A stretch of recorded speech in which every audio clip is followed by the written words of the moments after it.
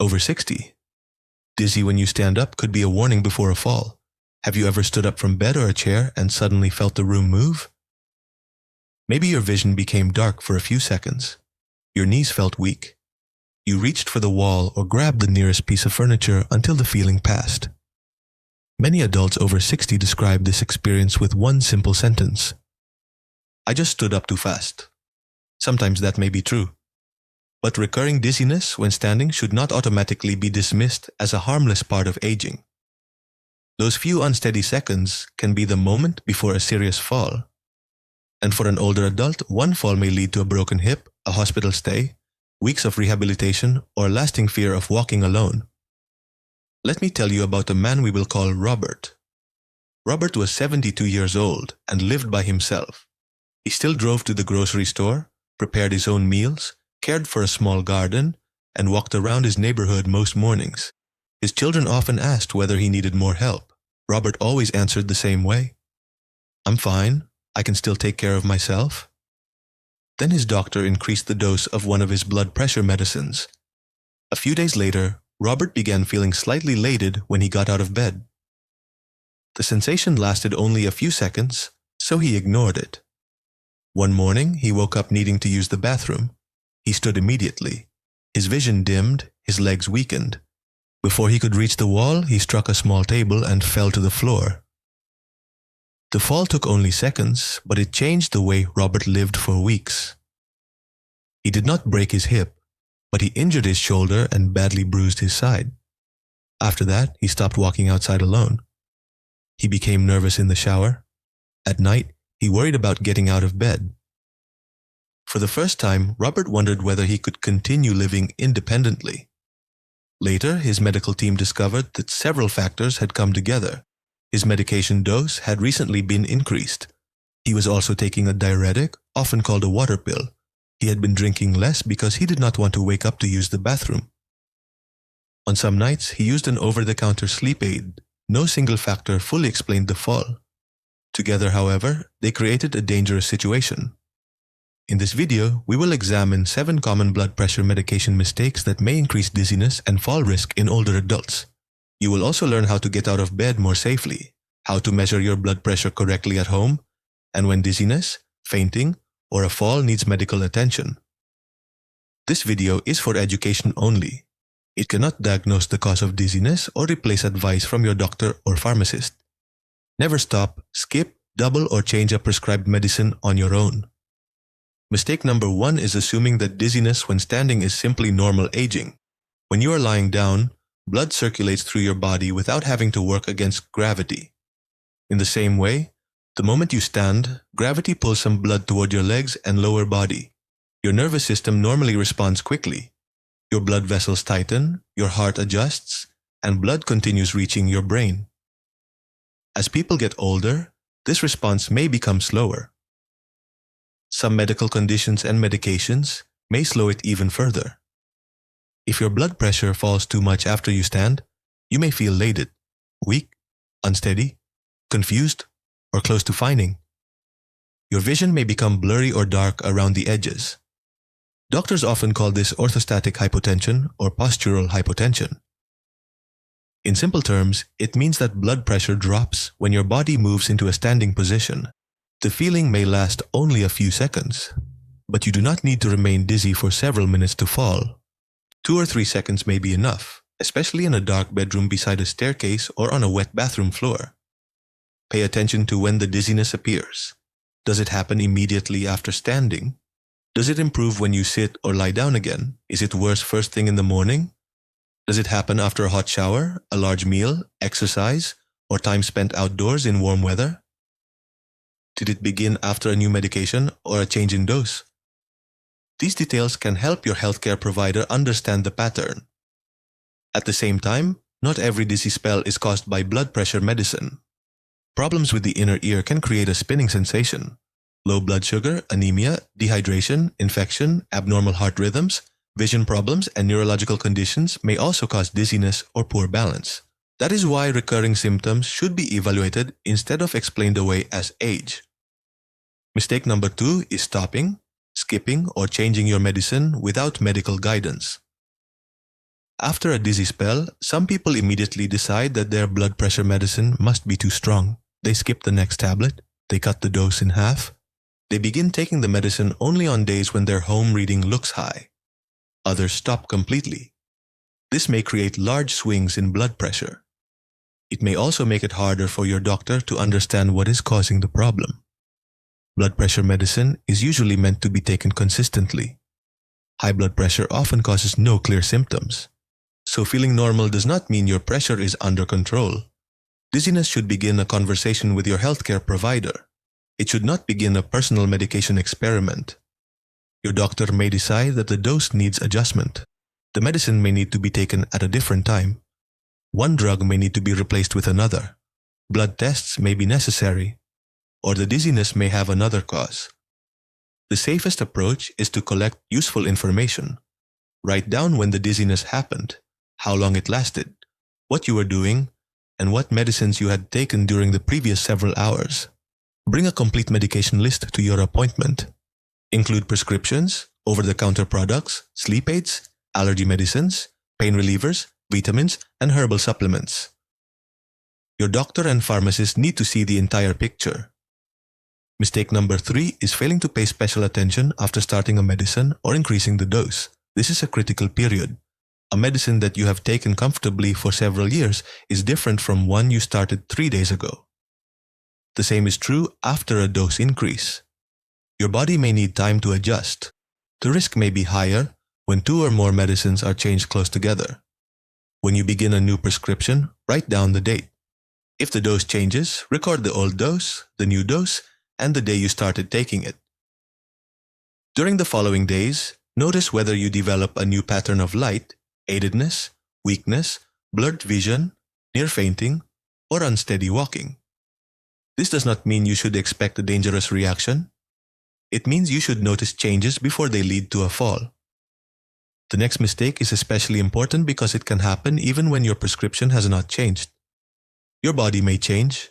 A dose that worked well 6 months ago may affect you differently after weight loss, a hospital stay, reduced appetite, kidney problems, prolonged bed rest, or new illness. Blood pressure treatment should be reviewed as your health changes. It should not be placed on autopilot forever. Mistake number 4 is underestimating dehydration. Many older adults intentionally drink less. Some are tired of frequent bathroom trips. Others worry about bladder leakage or waking several times during the night. Some simply do not feel thirsty as strongly as they once did. Then something changes. The weather becomes hot. They develop a fever. They have diarrhea or vomiting. Their appetite falls. They spend a long day outside or in a warm room. Their body loses fluid, but their usual medication routine continues. Diuretics add another factor. These medicines help the body remove excess salt and water through urine. They are useful for treating high blood pressure, swelling, heart failure, and other conditions. But in some people, a diuretic combined with poor fluid intake, heat, or illness can contribute to weakness and low blood pressure. This does not mean everyone should suddenly drink large amounts of water. Some people with heart failure, kidney disease, or low blood sodium have been told to limit fluids. Their safe intake may be very different from someone else's. Ask your healthcare provider how much fluid is appropriate for you. Also, ask what you should do with your medicines if you are unable to eat or drink normally because of vomiting, diarrhea, fever, or another illness. It is better to know the plan before you become weak and dizzy. Possible signs of dehydration include a dry mouth, darker urine, urinating less often, unusual fatigue, weakness, and worsening light-aidedness. Do not ignore these signs simply because you are still able to walk around the house. Mistake number 5 is overlooking the combined effects of several medicines. Many falls are not caused by one medication acting alone. They happen when several medicines affect blood pressure, alertness, reaction time, coordination, or balance at the same time. Imagine taking a blood pressure medicine that causes mild lightheadedness. You also take a diuretic that increases fluid loss. At night, you use a sleep aid that makes you drowsy. Then you wake at 2 in the morning and rush to the bathroom. Your blood pressure may be slow to adjust. The room is dark. Your legs are stiff. Your reaction time is reduced. That combination can be far more dangerous than any one factor by itself. Prescription sleep medicines are not the only concern. Some over-the-counter nighttime products contain sedating antihistamines. These may cause drowsiness, confusion, blurred vision, or poor balance, particularly in older adults. Medicines for anxiety, depression, pain, allergies, bladder symptoms, or muscle spasms may also contribute to dizziness or sedation. Alcohol may add to these effects. Even occasional medicines matter. A sleep aid used only twice a week still matters if your dizziness happens on those nights. A pain medicine taken after guarding still matters if you feel weak when you stand later that evening after a fall, near fall, or recurring dizziness. Ask your pharmacist a direct question. Could any of my medicines when taken together increase my risk of dizziness or falling?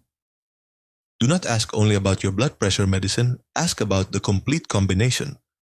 And now, we come to the mistake that many seniors make every morning and every night. Mistake number 6 is standing before your body is ready. When the alarm rings or your bladder feels full, it is natural to move quickly. You may roll out of bed, put your feet on the floor, and begin walking almost immediately. A safer routine takes less than 1 minute. When you first wake up, remain lying down briefly. Move your ankles up and down, point your toes away from you, then pull them back toward you. Open and close your hands. If it is comfortable, bend and straighten your knees a few times. These small movements activate the muscles in your legs and help your circulation adjust. Next, roll onto your side. Use your arms to push yourself into a seated position. Sit on the edge of the bed with both feet on the floor. Do not stand yet. Take several normal breaths. Move your ankles again or gently march your feet in place. Notice how you feel. If you are already dizzy while sitting, remain seated. Do not stand simply to test whether the feeling becomes worse. When you feel steady, place your hands on a stable surface or use your prescribed walking aid. Stand slowly, then pause again before taking your first step. The second pause is important. Some people feel fine while sitting, but become lightheaded several seconds after they stand. If dizziness appears, sit or lie down again as safely as possible. Do not try to push through it. Do not continue walking toward the bathroom while your vision is dimming. Your goal is not to prove that you can stand quickly.